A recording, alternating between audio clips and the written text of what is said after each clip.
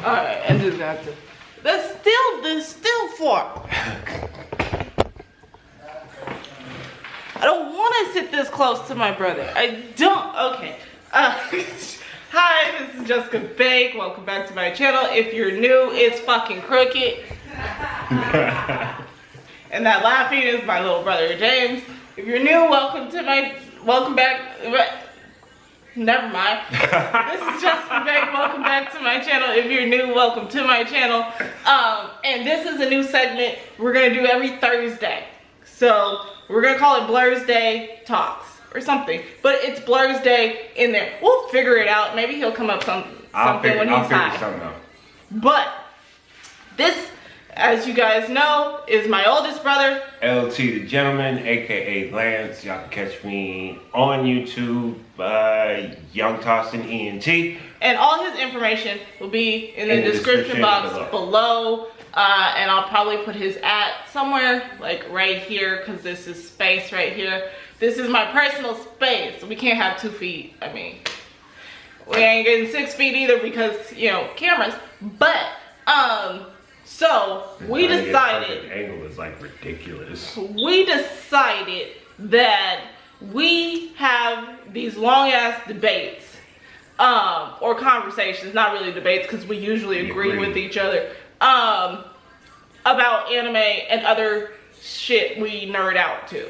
And we decided, let's do a segment on my channel because at the moment, story times is on pause. I have a lot of them, but I don't know which ones to do yet. So we're doing Blerdsdays for right now. And the first 3 episodes of Blerdsdays is going to be about anime dads. Deadbeat dads in anime. He made it seem like it's nice. No, it's about deadbeats. Honestly, it's about the worst father figures in anime. Right. And honestly, to be honest, there are 3 and all 3 we're doing the top 3. Are there other terrible fathers? Absolutely. In anime? Yeah, there is. I mean, yeah, there's some good fathers, some few. And some are borderline, like they're assholey, but you know, it's a nice reason behind it. So we may or may not do those, but at the moment, it's not going to be this. I forgot one. Who? Baki's dad. Oh, well, that's just. We're gonna have to do a special for that one because that's just a whole. That's a whole therapy session. Ooh, but the first 3 we're doing. This one is it's gonna go Dragon Ball, Goku, Naruto, the 3rd Hokage, and then as a request to my beautiful friend Patty from PS Love X Love. Which when we do that one, I'm gonna see if my brother can do your hand sign, Patty, because I still can't do it. I'll show it to you. Okay. She has a hand sign, and it's the most uncomplicated ass thing on earth, but none of us can do it. So I'm gonna have him open with Patty's hand sign, but as a request to Patty, we're gonna do Full Metal Alchemist. And if you watch anime, and especially if you watch Full Metal Alchemist, you already know who the terrible father we're talking about is. So I mean, there are a bunch in the show, right? But there's one in particular. So we can get into this conversation. Let me do my regular spiel. Let's get into it.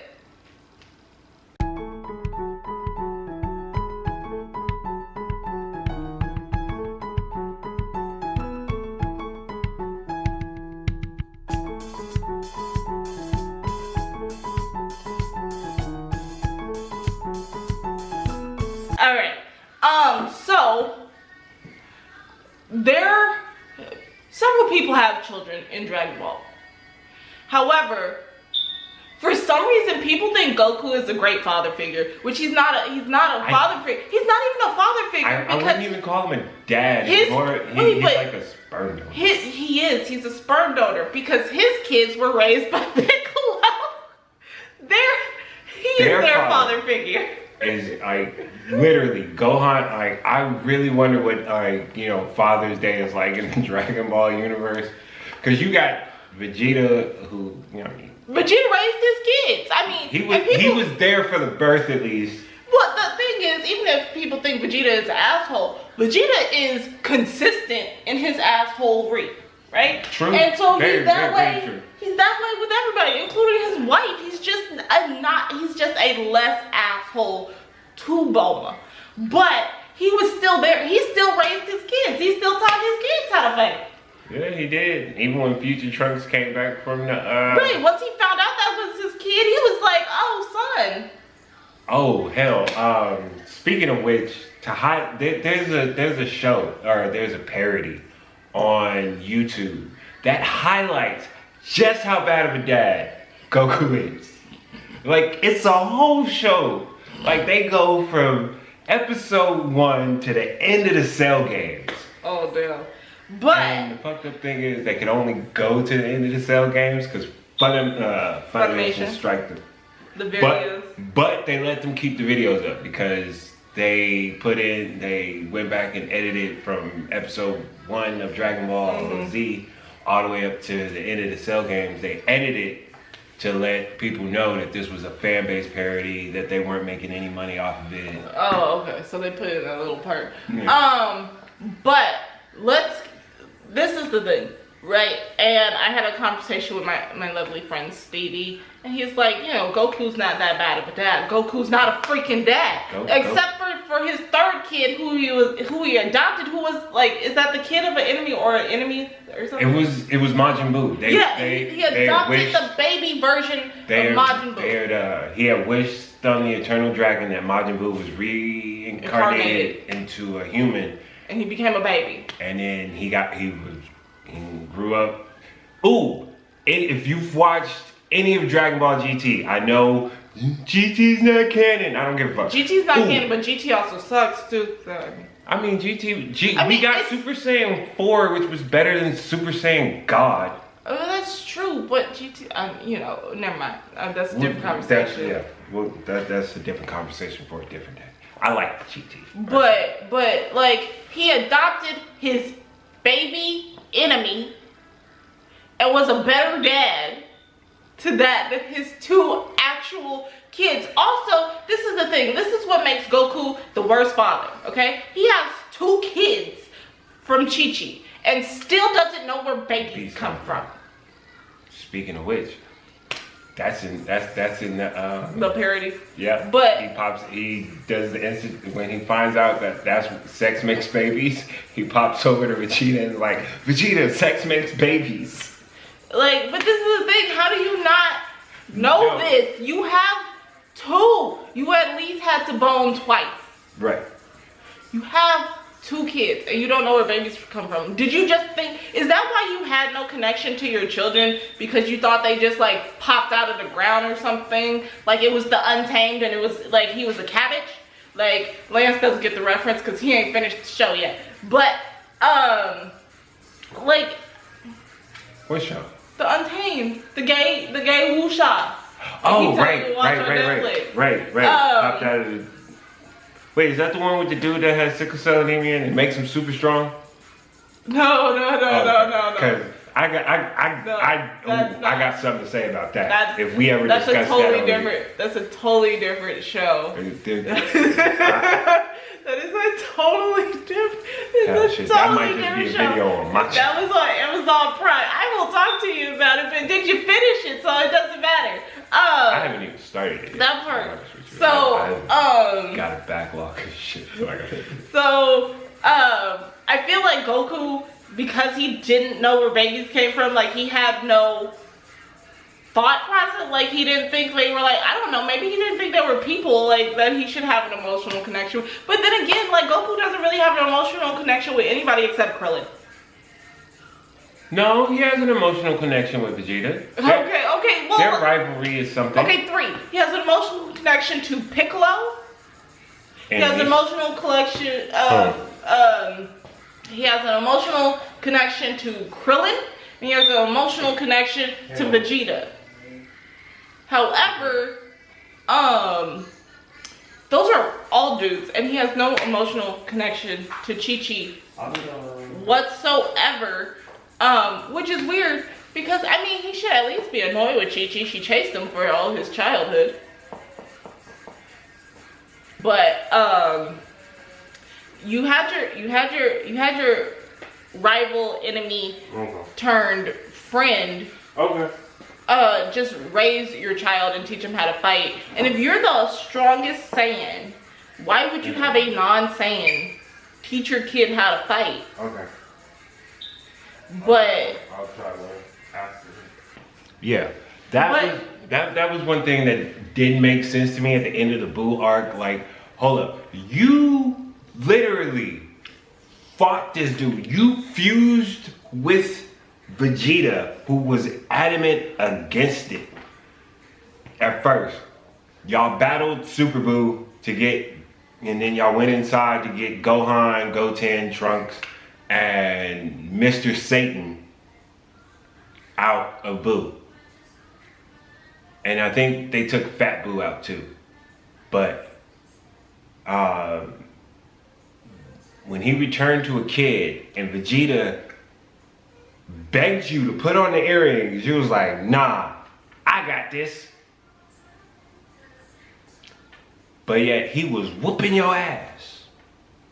Vegeta had to beg, and it didn't even work when Vegeta begged the people of Earth to give their energy. First of all, Hercule, a better father. Hercule, Mr. Satan is a better father than Goku. Everybody is a better father than Goku. First of all, the only great dad there is in the entire Dragon Ball is Krillin. Like, he's the awesome dad. Like, I would want that dad. Yeah. He retired from fighting, he retired from fighting to become a cop, which he said was a less dangerous job than being friends with Goku. That's sad. That's fucked up.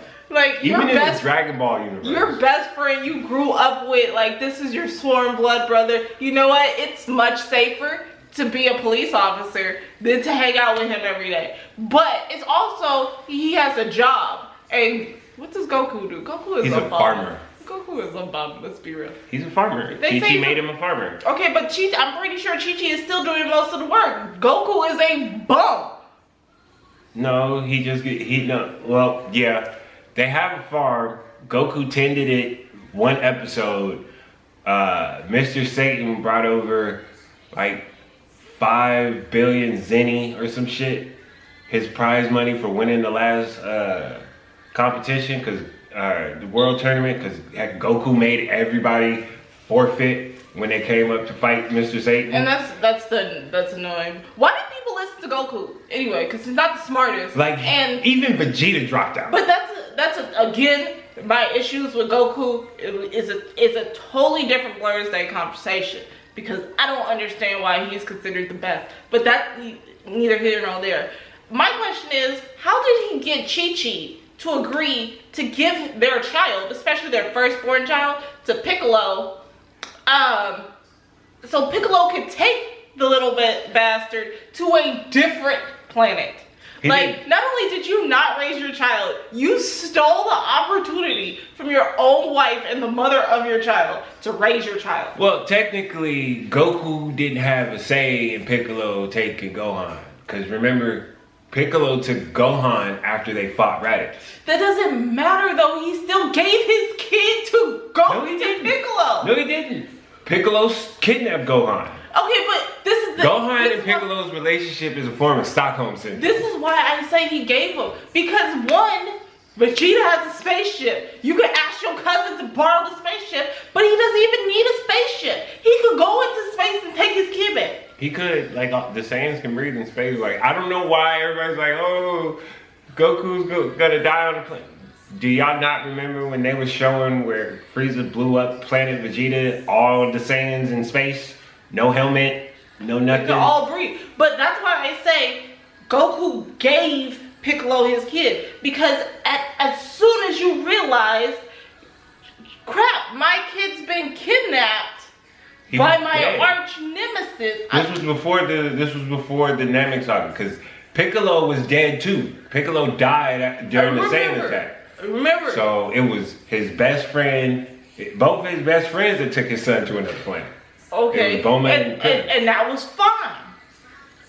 But at some point in time, the bastard came back to life. Mm-hmm. And at some point in time, Piccolo came back to life. Mm-hmm. And at some point in time, in this entire transaction of events, Goku knew that his arch nemesis came back to life and took his kid. Pretty much, yeah.